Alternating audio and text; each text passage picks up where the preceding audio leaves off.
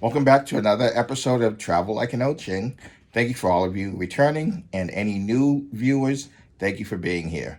Today is a great one for me because I want to talk to you a little bit about the final stages just before you're about to go on your vacation. You've just about made it. There are a few things that you have to do just prior to going, and this video is a short synopsis of the types of things you need to do to get ready to go. I call this ready, set, go. And the reason I choose this name is because of the actions. Literally, like a sprinter in the starting blocks. You first get ready, then you set yourself, and then the gun fires, and then you go. We will see how this relates to this video in just a moment.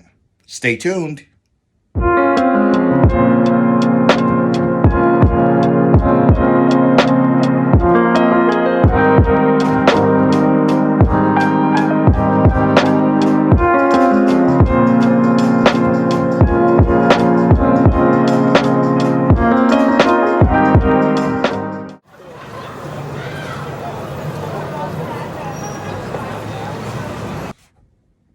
What a wondrous time this is.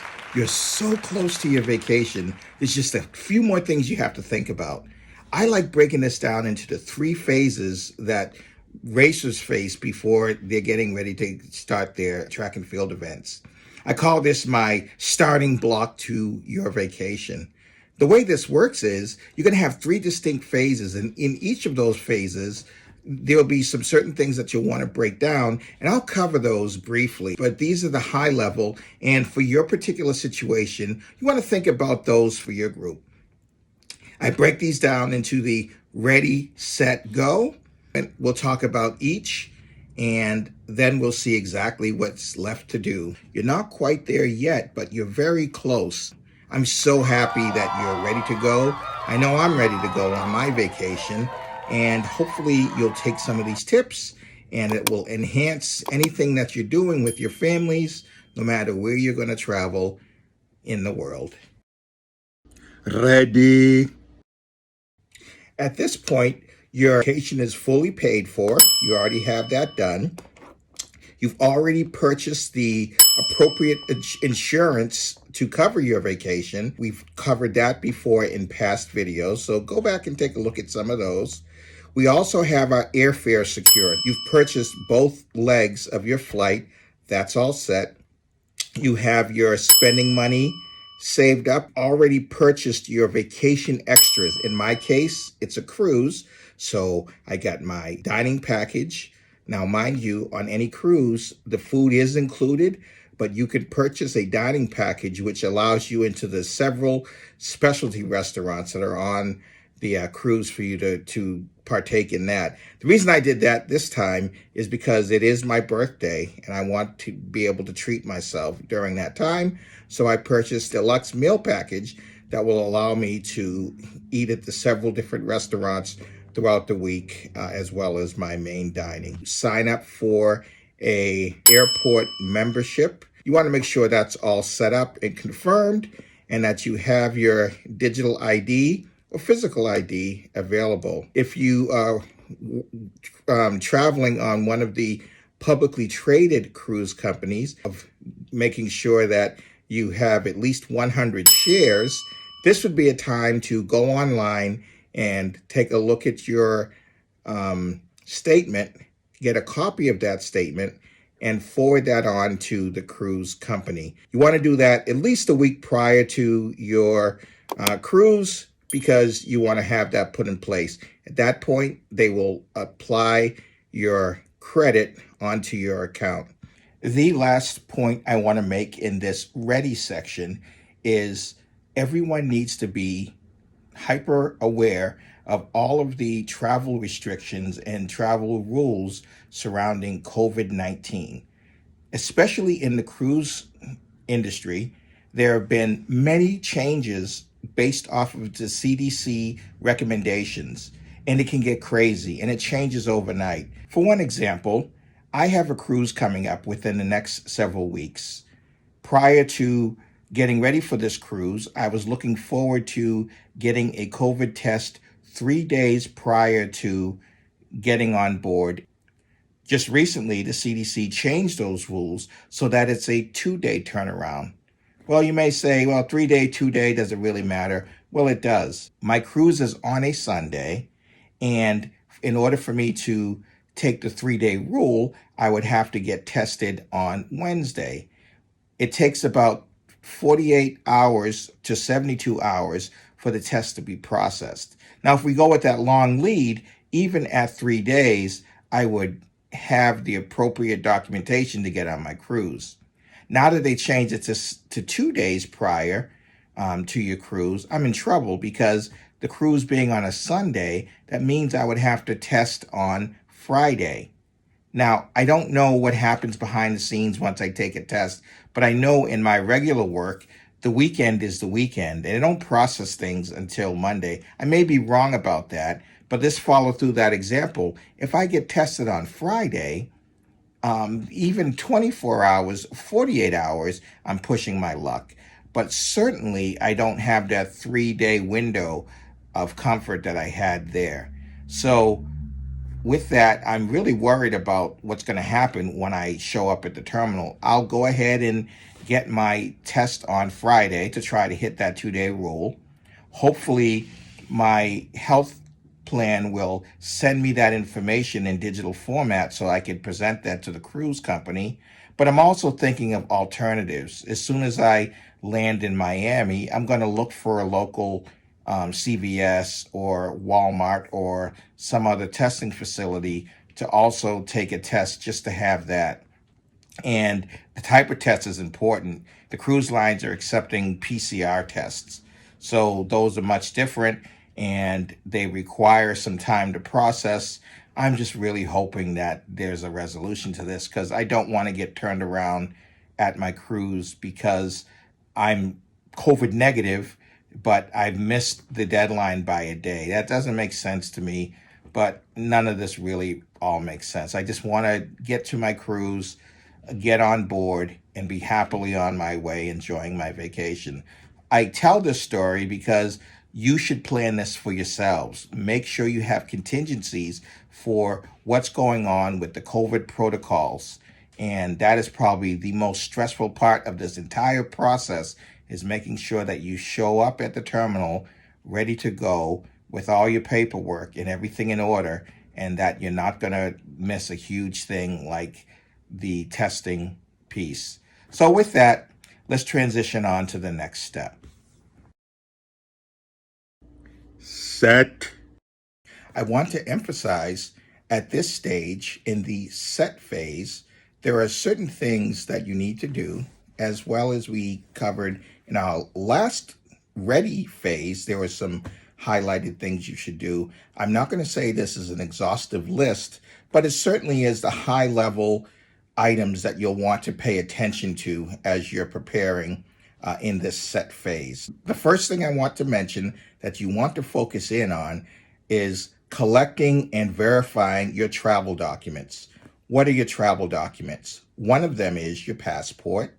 The other is your COVID vaccination card, should you have received that vaccination.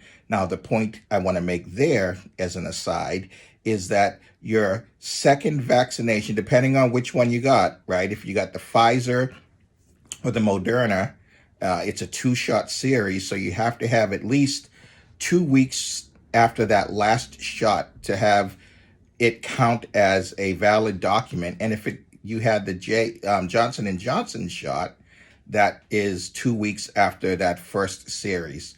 We're not talking about boosters yet. I'm sure that'll play in the future. But as of right now, the CDC is just requiring, and the cruise lines are requiring the initial series. Now, this isn't going to count for your family relatives that are less than 12 years old. We don't have a vaccine on the market for them yet, so that doesn't count. And for those of you who got exceptions to getting the vaccine for whatever reason, religious or medical or whatever it is, and you have those documented, you want to gather those documents. But I will tell you that most cruise lines are not accepting anything other than full vaccination. And even if they do allow you on with an exception, your cruise experience probably isn't going to be that great because you'll be highly restricted as to what you'll do. And if you are one of those individuals, I strongly urge you to contact the cruise company now and reschedule your cruise to a later date because you're probably not going to have the experience that you paid for in terms of freedom while you're going on the cruise. So I'll leave that there. The final thing, the final verification that you'll want to do is to make sure that you have your airline ticket purchased. You're not checking in yet. That'll be later. That's in your go phase. But you just want to verify that you have access to the digital copy of your ticket. I doubt at this stage anyone uses paper tickets anymore. But if you are one of the old schoolers, just make sure that the ticket is printed and ready to go, and you verified the to and the from and to, and the times, and you understand all of that information as of now, right? As of this stage. The next thing I want you to consider is we already talked about in the last section, in the ready section, of scheduling your COVID test prior to your cruise. Right now, the CDC is requiring 2 days prior. So you'll want to contact whatever arrangements you've made to be able to take that test. What are some of the places you can get that test? You can get it at your physician's office. You can get it at a pharmacy that's offering it. You can get it at some airports. There are multiple places you can get your PCR test at, but I want you to understand that the cruises are not setting up testing facilities at the cruise terminal. So don't think that you can go day of and ask them to provide testing because they'll just turn you away. At this point, they are not doing that, and you want to plan accordingly. The next thing you want to think about is preparing your money situation. So as we talked about in earlier videos, you want to have two components. You have your credit component, and then you have your cash component.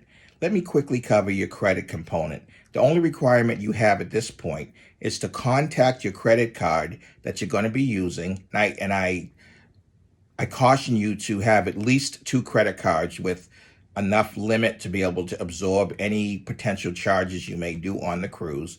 But in any case, you contact the credit card company and inform them exactly of your itinerary.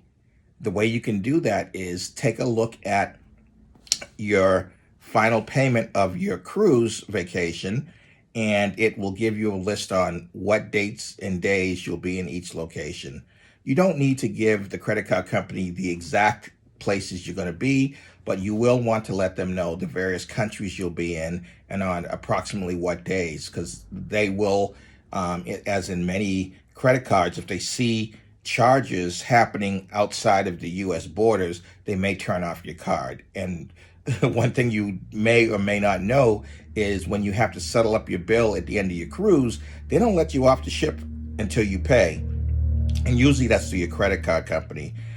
9 times out of 10, they'll let you call your credit card company and explain to them what's going on, and they'll release your credit card charges so that you'll be able to pay for your expenses. But why go through that when you could proactively contact them now and let them know that you'll be traveling and to not hold up your charges? The other point I want to make now is with the physical cash. Now, this is a huge thing that you'll want to think about because often you can't do the gratuities and tips with a credit card, unfortunately. So what you'll want to do is you'll want to get some cash. In my situation, I feel most comfortable with getting 100 in singles, 100 in fives, 100 in tens. At a minimum, that's a $300 budget. And then the rest, I just have 20s, whatever that number is. It could be, $400 in 20s. It's not that, but I'm just saying the rest I keep in 20s. And I split that up half and half, and I put half in my carry-on luggage so that I have chain of custody. I always know where that's at. Never put it in checked, never put money into checked luggage. And then the other money I'll keep as pocket cash so that I can tip as I go and pay for small incidentals, so forth and so on. So that's my strategy for your cash breakdown. And other than that, those are the three things that you'll want to make sure that you've done. One, verify your travel documents. Two, make sure you schedule your COVID test for negative prior to getting on the cruise within the time frame that they're looking for, which in this case is 2 days. And three, set up your money so that your money's the way you want it in the denominations that you want it. And the subcategory of that is contact your credit companies and let them know that you'll be out of country and where you will be. By doing these three things, you have certainly moved through this set phase of the planning process, and now you're just preparing for the last stage, which is go, which we'll be covering in just a moment.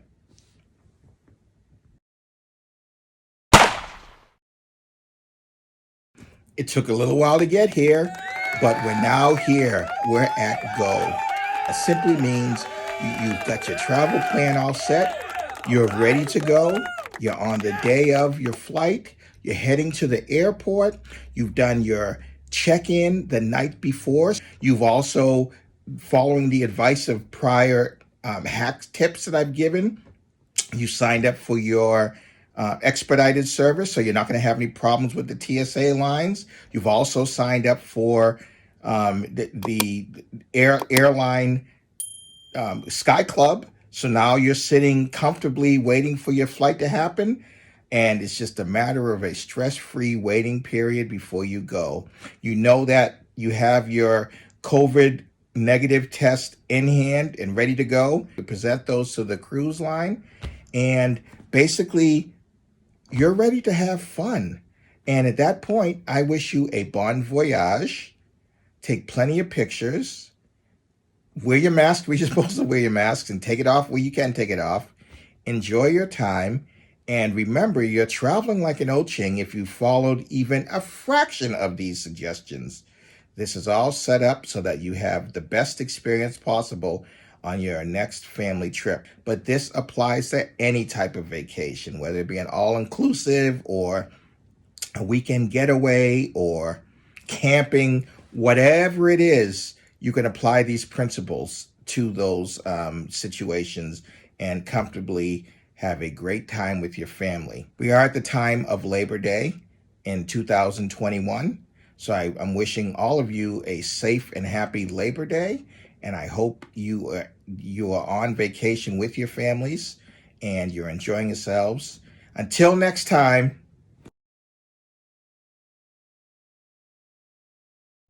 remember to like and subscribe and click that bell